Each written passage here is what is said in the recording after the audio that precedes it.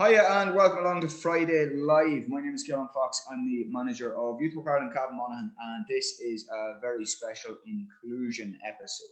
I'm joined today by Bernie Bradley, Inclusion Officer with Monaghan County Council, and Taryn Clark from Monaghan Comhairle and Ogue. And Bernie, I'll come across to you first. Maybe you could give us a couple of minutes on what an inclusion officer is, what do you do? And you were talking about the UN Convention on the Rights of People with a Disability. I know you're involved there too. So maybe you give us a couple of, or just a quick background on what that actually is. Okay, so inclusion, I'm an inclusion officer. So essentially my work is promoting national equality policies at local level. In the local, Monaghan County Council is the local government. So it's taken our work around promoting equality and inclusion from government down to Monaghan level. And the large part of my job is working within the council, looking at how we do our work, how we communicate, how we deliver our services, and see, are we making it difficult for some people to access our services? Are we forgetting about people in the community who may want to use our services but can't because of the way that we deliver them?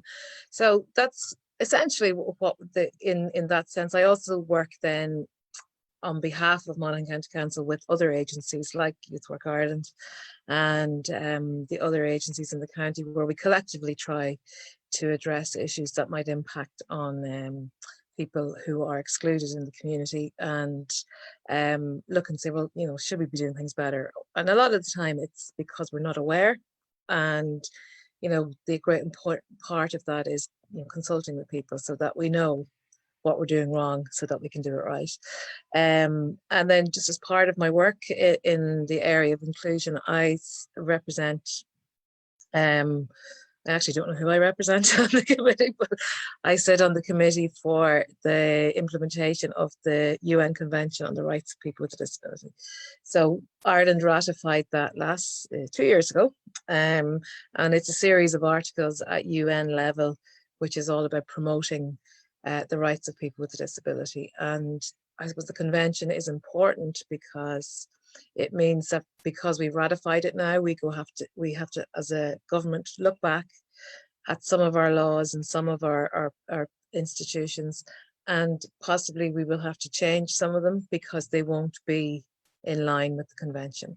And it's a huge step for people with a disability in Ireland that we have ratified this. And the committee that I sit on is run by the Irish Human Rights Commission, and basically we monitor what's happening and then maybe report into the government, you're not doing that right. So at the minute there's a big analysis and review of how COVID-19 has impacted on people with a disability, and how the services and supports that happened during lockdown, did they reach people with a disability or did they exclude people? So it's a constant ongoing piece of work, but thoroughly enjoyable. And I've been working in this area for about 22, 23 years, and in that space I would say it's probably been the biggest social changes in a long time in Ireland,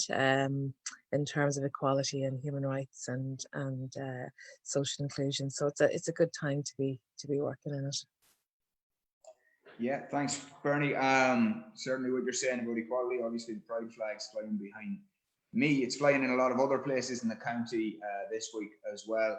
I know that LGBT and pride was a topic of Monaghan Comhairle and Ogue 2 years ago. This year it's inclusion. Taryn, do you want to tell us a little bit about how Monaghan Comhairle and Ogue, how yourself and your group arrived at the topic of inclusion, and why you feel it's important to highlight that this year? Yeah, well, inclusion is a massive topic. It's a very broad topic. It's very important, and at the moment it's very topical as well with everything going on. But we felt that it was a bit too broad just to focus in on, and we thought that focusing in on inclusion for those with disabilities would be better. We could get more work done.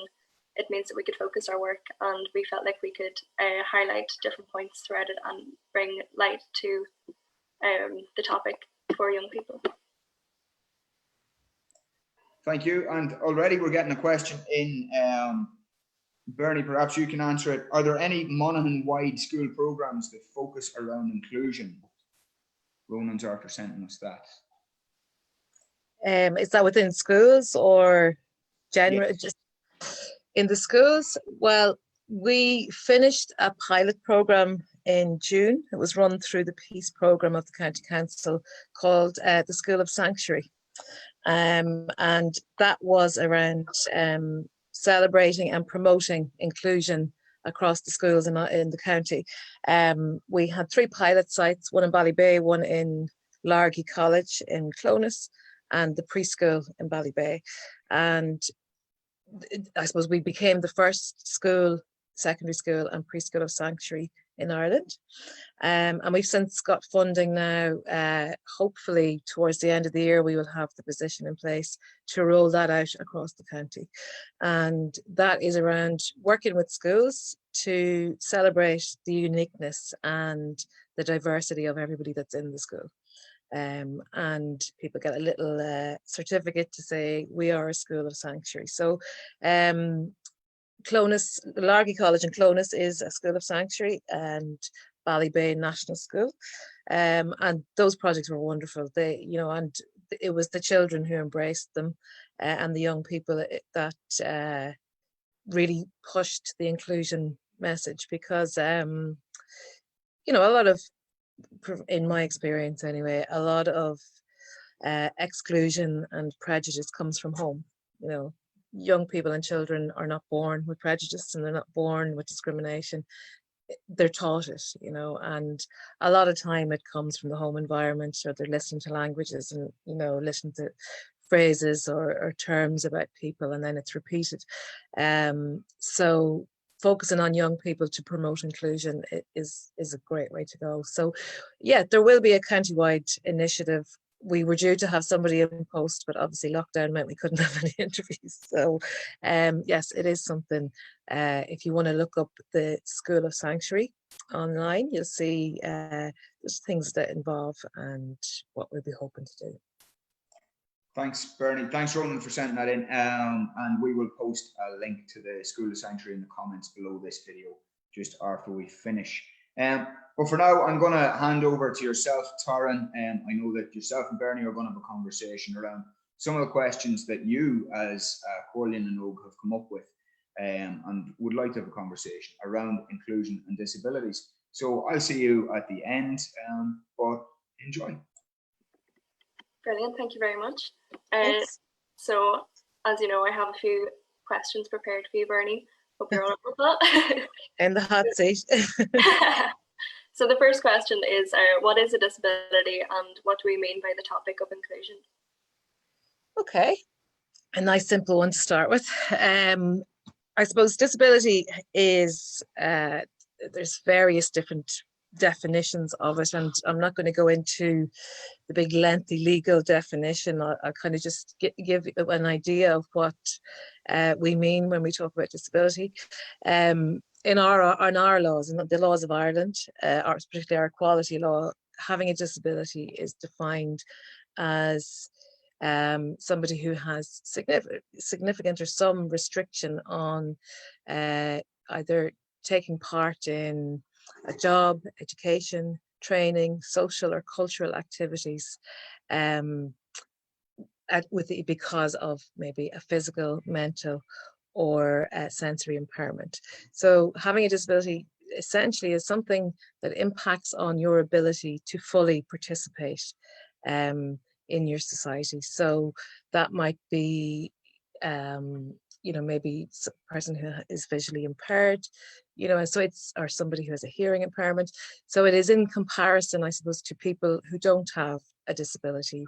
That's kind of where it's pitched now. There's lots of lengthy descriptions of it, but it's essentially, if you have a condition or an impairment that affects how you engage in society, then you would be classified as having a disability. And that can be somebody with a chronic illness, people with mental health difficulties, anything that really is a barrier or something that creates a little bit, makes it a little bit harder. we would operate, I suppose, from the social model of disability. And I think in terms of inclusion, what's really important is that we have two models of disability, the medical model and the social model. So the social model is something that I would certainly promote and agree with, and it's the inclusive model. The medical model is very much old, so it would say, well, the person who uses a wheelchair can't come into that building because they use a wheelchair. So it is placing the blame on the person. The medical model says, well, the person can't come in, the person who uses a wheelchair can't come into the building because the building does not provide access for that person.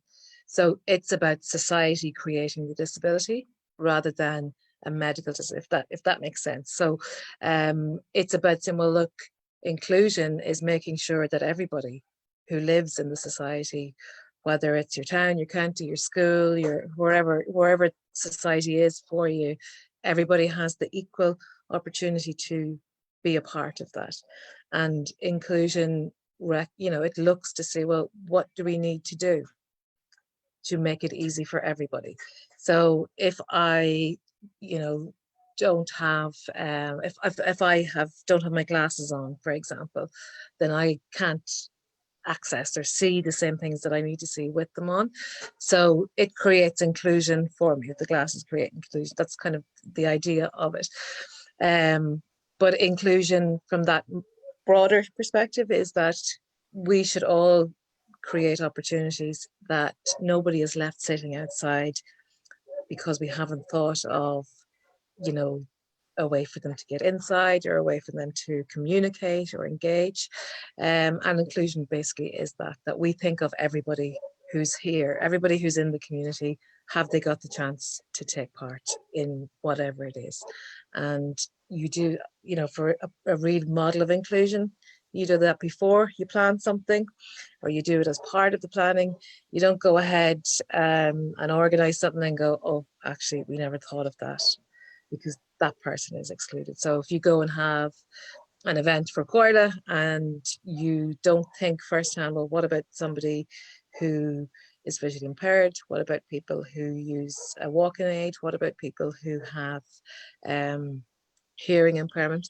If you don't consider them at the beginning, then they get to be excluded, maybe because there's no signs or there's no ramps or there's no audio loops. So inclusion is about making sure everybody has the chance to take part, but that we've considered what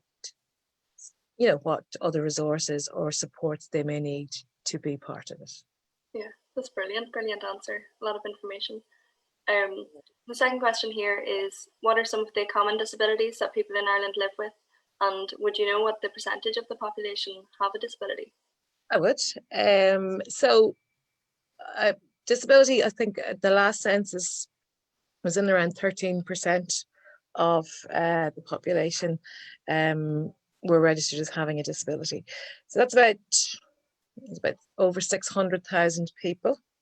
So that's almost the same number of older people that are in the community. So when you think of disability in supports and in understanding, older people are much more visible in the community, because obviously to be older, people recognize somebody who's a little bit older, and disability can be often hidden. So in around 13%. In Monaghan, it's 12%. So there's just a little over 7,000 people with a disability in County Monaghan. The largest number of people registered as having who identified as having a disability would have a physical disability, and that would be some physical mobility impairment. It may be it could be somebody who uses a walking aid, somebody uses a chair, but their mobility is restricted.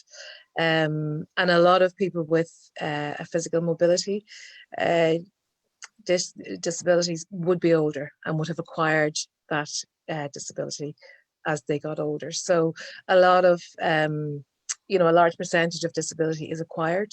So people would not be born with a disability, but maybe as life goes on, whether through aging or through illness or through accident, acquire that disability. So people with physical disabilities would probably be the largest category. And then after that, people living with chronic illness or a chronic condition. And if you go back to what we define disability as, it's something that, you know, impacts on your ability to participate. So having a chronic illness, whether that's CPD or cerebral palsy or cystic fibrosis, that, you know, can really impact on how. So that would be the second largest category. And then sort of it kind of gets smaller into groups, people with a learning disability. So people with a learning disability would bring in people who have dyslexia, dyspraxia, and then people with an intellectual disability who also have a learning disability would be the next category. So they're kind of broken down. And then of course you have people who have multiple disabilities. So you may have somebody who has an intellectual disability and a physical disability, or somebody who has a sensory impairment. You know, a sensory impairment obviously is any of the senses that don't that have an impairment, whether that's sight, hearing, speech. So it's not a single side. You have people that have lots of different, and then people have temporary disabilities. So people might find themselves with a physical disability for a period of time. And you know, so it's all wide ranging. And I suppose in the classification of disability, there would be a large percentage, up and around 65-70% of disability is hidden. You know, so you can't look at somebody and say, oh, that person has chronic illness, or that person is somebody with autism. So and I think that's where the importance of inclusion is, because when you're inclusive and mindful of everybody, then you're not having to only respond in a certain way because you think somebody has a disability, and you treat them differently because they have a disability. You know, it should be, to be inclusive is that everybody, you know, the language, the support, the inclusion is for everyone, and not selective. Oh, we better do this and better do that. So yeah, in the region, that's about it's generally, as the census happens, it's always between 12 and 13% of the population, and you know, about 60% of the population of people with disability would be over 45. You know, so there is people who acquire a disability as they get older, for a number of reasons. So that's yeah, categorized into that. Disability Federation of Ireland have a lot of information. You can actually go into the Monaghan profile and you can get Monaghan details of how it's broken down and the numbers of people. But it doesn't tell, you know, that doesn't tell the whole picture. It's a slight collection of data from a census, but that's in the region. So yeah, brilliant. So on to the next one. Would you say there's a stigma for living with a disability? I mean, I have worked in the area of disability for a long time, and certainly the biggest barrier to inclusion people with disabilities would highlight is not necessarily a physical environment or a door or a table. It's people's attitudes towards them. So yes, I would say this. I don't think the person with the disability carries the stigma. I think society carries the stigma of disability and makes a judgment or makes a decision about somebody without knowing them, you know, maybe based on a stereotype of what they perceive to know about disability. And that stigma is carried. There's stigma generally is held by other people, not the person who has the disability, or you know, the stigma held for the family of somebody who has a disability. Oh, that's really terrible. I'm so sorry. What are you apologizing for? You know, there's nothing to be sorry for. So I would certainly see the stigma, while it has diminished quite a lot through the work of great advocates and stuff like that, but the stigma is generally placed on the person with the disability rather than the person holding it themselves. So I think as a society, we certainly should look and question maybe some of the judgments or preconceptions we might have about somebody with a disability without ever having a conversation with them. Yeah. Leading on from that, what do you think society could do to make the world a more inclusive place for people living with a disability? I think you educate themselves. Firstly, you know, making an understanding of yourself, and like I often, would hear people when we'd be working, talking to somebody who's with the person with the disability instead of talking to the person with the disability. So a lot of the time people make an assumption or a judgment about somebody, maybe about the capacity they have, the skills they have, the ability they have, without actually knowing that person. Or even so, the main thing is that if we can create opportunities to include people with disability, to treat everybody with a disability individually. And I think sometimes that category of, people with disabilities, they're all the same and everybody's the same, and all people with autism are this and all people with Down syndrome are this. Those kind of classifications are really exclusive to people, because everybody who has a disability is first and foremost an individual person with their own personality, their likes, dislikes, character traits, and disability is part of who they are. So, you will not meet two people with a disability who are exactly the same. And I think as a society, if we could get that awareness out and create the opportunities so people are included without, a decision of, I have a little girl with Down syndrome. I laugh every time I see on pages of people with Down syndrome are always happy. It's completely not true. Yes, she has Down syndrome. Yes, she can be a little bitch sometimes. Yes, she can be a little sweetheart, because first and foremost, she's a little girl. Down syndrome is part of who she is.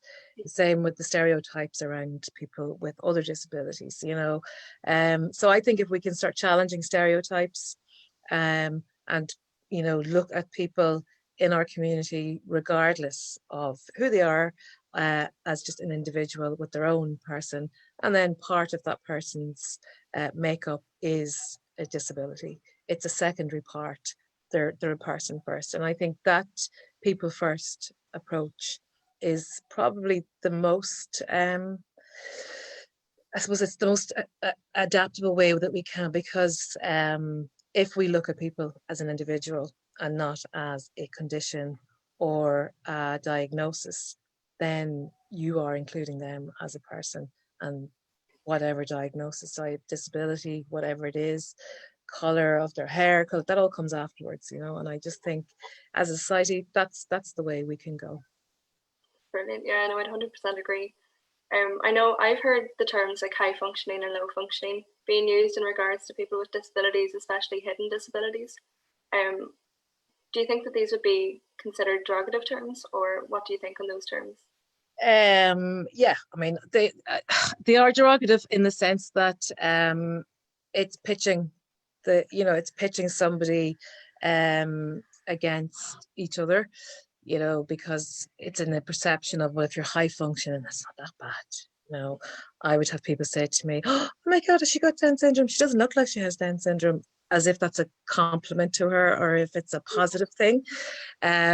So those kind of terms can be derogatory, because it's nearly reassuring somebody, oh, well, at least, they're high functioning. And it doesn't capture the broad spectrum of people with disabilities. And, I know as a parent, as a child with a disability, you would hear parents we would talk about that a lot, where the media and, awareness campaigns will have the most brilliant person with Down syndrome or the most brilliant person who has a visual impairment promoting inclusion, which is wonderful. It is great, but it's not real, because, there are people with Down syndrome who don't speak and won't speak.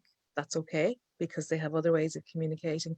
There are people with physical disabilities who, you know, can operate independently in their own home, and there's people who can't. So I think that idea of, you know, categorizing the level of disability can be quite insulting, because it's always perceived, well, if you're high functioning, you're better, you Yeah. know, so, or if you're, you know, if you're mild of this, you're better than that, you know, whereas how does that make the person feel if they're being, you know, well, this person is high function, you know, at least I'm not like this. So I do think that kind of language, it's outdated and it comes from a different time. It's still hanging on a little bit, because it, you know, as I said in the last question, everybody has their own talents and their own strengths and that will shine. And just because somebody may not be academic doesn't mean they don't have huge skills somewhere else. So, and I think those kind of labels, again, they stereotype and they, you know, put everybody in a collective of disability, whether it's a collective of a particular condition or a particular diagnosis, when that isn't the case, you know.